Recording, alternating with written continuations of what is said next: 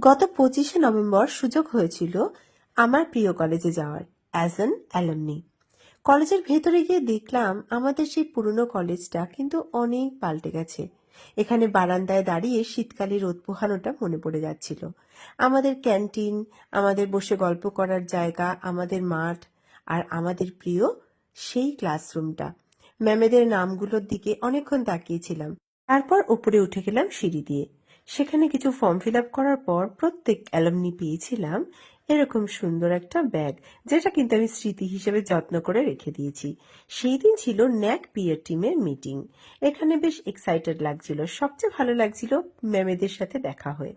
আর কত পুরনো মানুষদের সাথে দেখা হলো, পরিচয় হলো, কথা হলো। বেশ নস্টালজিক অনুভব করছিলাম। ম্যামেদের সাথে কথা বলতে বলতে মনে হচ্ছিল এই সময়টা যেন এখানেই আটকে থাকুক। কিন্তু শুধু তা নয়, বহু পুরনো কিছু ছাত্র যারা অনেক অনেক সিনিয়র, তাদের সাথেও কিন্তু ওই দিন পরিচয় হয়েছিল।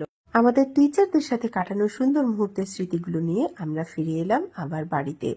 রয়ে গেল স্মৃতি হিসেবে কলেজ থেকে পাওয়া এই সুন্দর কাপটা। এটা কিন্তু যত্ন করে রেখে দেব আমার কাছে।